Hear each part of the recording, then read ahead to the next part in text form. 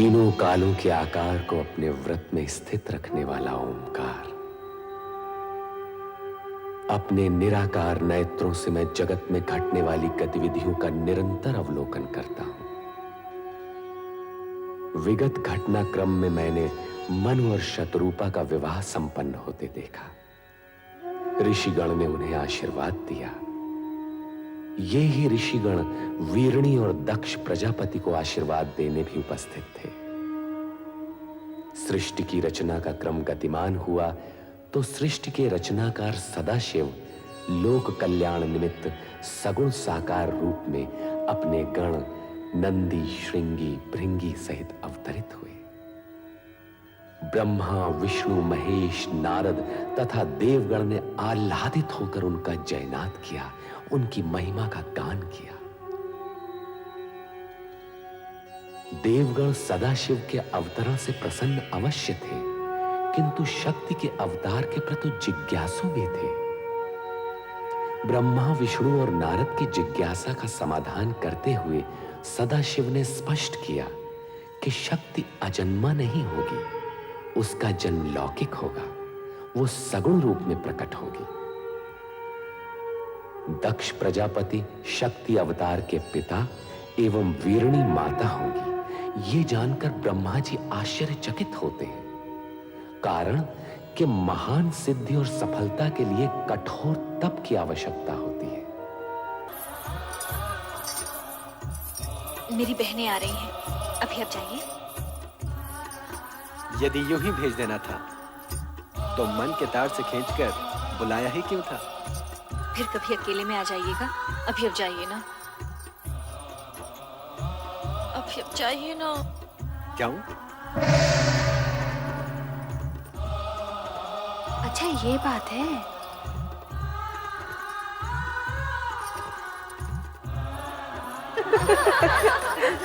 किससे बातें कर रही थी रति? किसी से भी नहीं। यहाँ कोई आया ही नहीं था। ये अपने आप से ही बातें कर रही थी। लगता है इसका मन भरमा गया है। आंखें दुल्हन बनी है और पलकें घूंघट सजा रही हैं। अधरों पर नहीं नहीं और मन में हाँ हाँ। अपने प्रियतम को यहाँ बुलाकर उसे अपने मन का हाल सुनाकर कहती है यहाँ कोई आया ही नहीं। बताओ ना रति, कौन था वो जो तुम्हारे हृदय को शीतल पवन की तरह स्पर्श कर आनंदित कर गया? बोल ना रति, कौन था वो जिसके मिलन से तेरे मुख की लालिमा और भी चमक उठी? बोलो ना, कौन था वो जो तुम्हारी चंचल चितवन और मादक मुस्कान के आकर्षण में बंधा यहाँ तक चलाया था? वो कौन था, कहाँ से आया था, मैं कुछ भी नहीं जानती। ओहो, परंतु उसके आगमन से जो मुझे आनंद की अनुभूति हुई है वो मैं नहीं बताने वाली। अच्छा, तो फिर हमें ही पता लगाना होगा कि वो था कौन।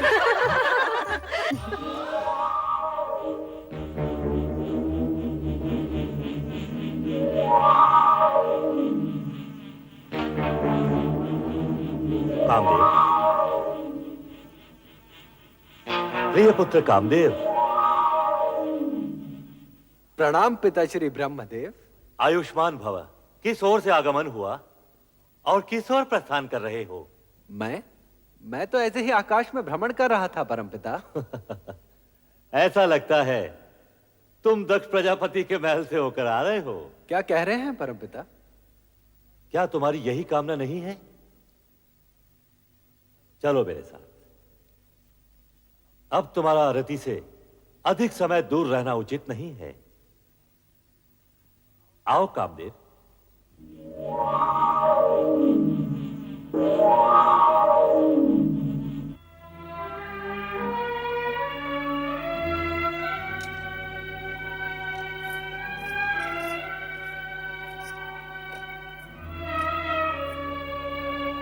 क्या बात है महाराज, क्या सोच रहे हैं आप?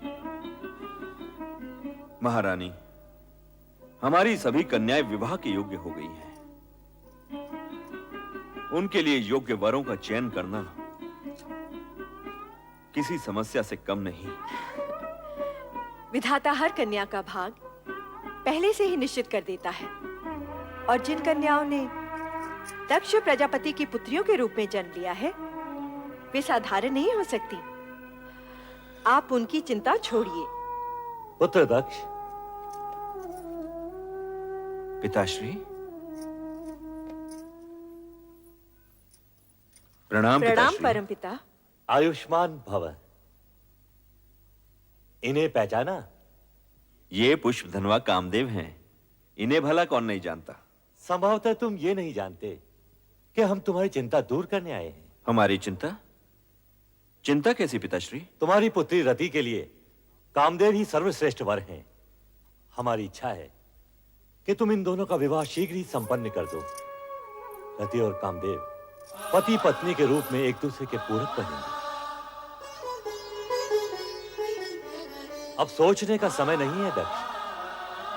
हम जानते हैं रति का जन्म कामदेव के लिए ही हुआ है और इन दोनों की आकर्षण शक्ति एक दूसरे को निकट भी ला चुकी है। यदि ऐसा है तो आपकी आज्ञा हमें शिरोधार्य है परमपिता। हम आपकी आज्ञा का पालन शीघ्र ही करेंगे पिताश्री।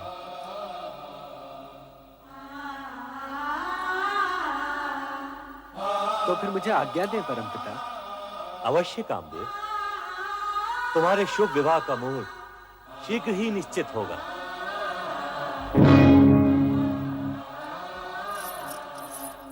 अकस्मात आपके दर्शन पाकर हमें अपार हर्ष हुआ है परमपिता। वीरणी, दक्ष, हमारे आगमन का उद्देश्य रति कामदेव विवाह प्रस्ताव से कहीं अधिक महत्वपूर्ण है। हम तुमसे एक विशेष अनुरोध करने आए हैं। अनुरोध क्यों पिताश्री? आप आज्ञा दीजिए। आदिदेव महादेव रुद्रावतार का सगुण रूप लेकर कैलाश पर प्रकट हो चुके हैं। ये तो तुम्हें ज्ञात ही होगा। सुना अवश्य है पिताश्री, परंतु सर्वशक्तिमान होते हुए भी उन्होंने ये विचित्र रूप धारण क्यों किया, ये मेरी समझ से परे है। शिव का ये रूप वैराग्य, योग व भक्ति एवं श्रद्धा का मूर्तिमान स्वरूप है। इसे समझना बड़े बड़े ज्ञानियों के लिए भी कठिन है। समय आने पर तुम्हें उनकी महानता का परिचय होगा। आप सत्य कह रहे हैं परमपिता। आपसे अधिक भोलेनाथ के विषय में भला और कौन जान सकता है। परमपिता, पहले ये बताइए कि आप जिस अनुरोध की बात कर रहे थे वो क्या है? मैं शिवाज्ञा से तुम्हारे पास एक संदेश लेकर उपस्थित हुआ हूं। क्या है वो संदेश? तुम दोनों को आद्य शक्ति मां जगदम्बे को पुत्री रूप में पाने के लिए तपस्या करनी होगी। तपस्या? तपस्या क्यों पिताश्री? यदि शक्ति माता को हमारे यहां पुत्री रूप में जन्म लेने की इच्छा है तो वे उसी रूप में प्रकट होंगी। उसके लिए तपस्या की क्या आवश्यकता है? मैं भी यही सोच रही हूँ। हमारी इतनी कन्याओं की तरह वो भी जन्म ले लेंगी।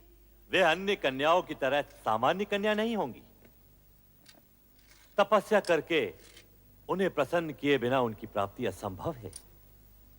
यह न भूलो कि शक्ति के सगुण अवतार के माता पिता बनने का श्रेय और गौरव तुम दोनों को ही प्राप्त होगा, यह निश्चित है। इसलिए इस शिवाज्ञा को शीघ्र स्वीकार करके शक्ति आराधना प्रारंभ करो। जैसी आपकी आज्ञा। रति कामदेव के विवाह के पश्चात सर्वप्रथम हम आप ही की आज्ञा का पालन करेंगे पिताश्री। तुम्हारा कल्याण हो वत्स दक्ष और वधु वीरनी। महारानी, पिताश्री की इच्छा अनुसार हमें शीघ्र ही रति कामदेव का विवाह संपन्न कर देना चाहिए। करचरण कृतं वा कायजं कर्मजं वा श्रवणनयनजं वा मानसं वा पराधं विहितम्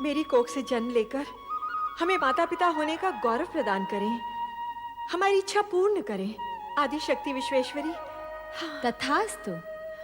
परंतु मेरा इस प्रकार शक्ति रूप में प्रकट होना शीघ्र ही आपकी स्मृति से ओझल हो जाएगा। ये किस लिए माँ?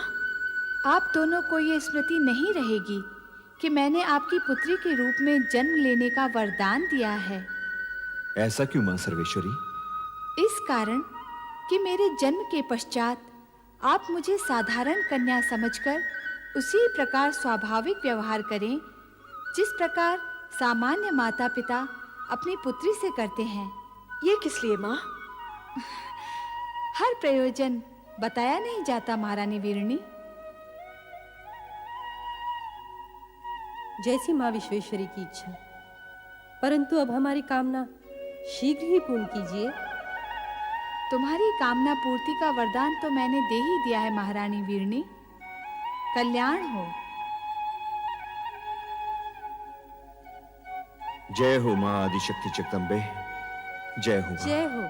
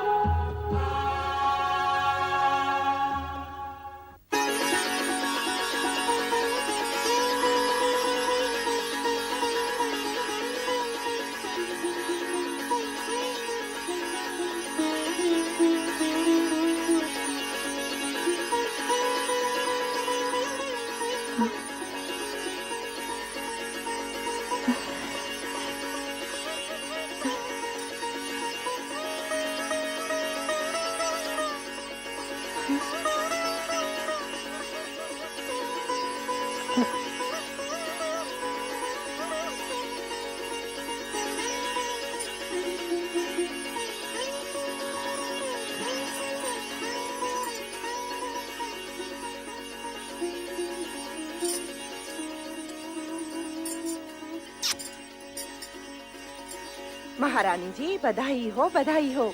आपके यहाँ एक तेजस्विनी कन्या ने जन्म लिया है। बधाई हो महारानी जी। चलो। राजकुमारी जी, आप लोगों को भी बहुत बहुत बधाई हो। ये शुभ समाचार जाके महाराज को सुनाते हैं। चलो चलो, चलो। माताश्री, आज का दिन हम सबके लिए बड़ी प्रसन्नता का दिन है। बधाई हो महाराज, बधाई हो। महारानी वीरनी ने एक दिव्य कन्या को जन्म दिया है। कन्या के प्रकट होते ही सारे महल में उसकी ज्योति फैल गई। तेजस्वी कन्या ने जन्म लिया है महाराज। ये शुभ समाचार सुनकर हम धन्य हुए। सुलेखा, ये लो अपना पारितोषिक। मंगला, तुम भी लो। धन्यवाद महाराज। बधाई हो महाराज, बधाई हो। ये लो, तुम भी लो। आज का दिन हमारे लिए अत्यंत ही हर्ष और उल्लास का दिन है। नारायण नारायण। अभिनंदन राजन, दिव्य कन्या के जन्म के क्षण पर बधाई हो।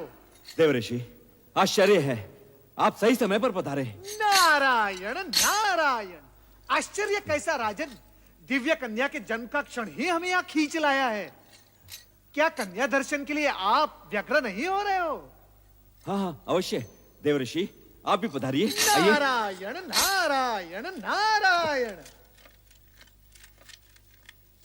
पिताश्री बधाई हो। बधाई हो, तुम सबको भी बधाई हो। आज का दिन अत्यंत मंगलमय है। जाओ सब मिलकर मंगल गीत गाओ और पूरे वातावरण को मंगलमय कर दो। देवियों आनंद करो देवियों। ये लो। प्रणाम। नारायण नारायण। दर्शन पाकर आंखें धन्य हुई। भ्राता दक्ष, इस तेजस्विनी कन्या का नामकरण इसी समय हो जाना चाहिए। नामकरण इसी समय? हाँ, आज का ये दिन और ये समय अति पावन है। जैसी आपकी इच्छा देवर्षि। इसके दर्शन से मन में सात्विक भाव प्रकट हो रहा है, इसलिए इसका नाम सती होना चाहिए। सती? धन्यवाद देवर्षि, आपने कन्या का नाम अति उत्तम बताया है।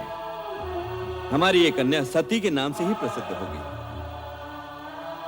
हम इसी समय पूरे राज्य में घोषणा करवा देते हैं कि प्रजापति दक्ष की कन्या सती ने जन्म लिया है। नारायण नारायण। दक्ष कन्या सती की जय हो। दक्ष कन्या सती की जय हो। दक्ष कन्या सती की जय हो।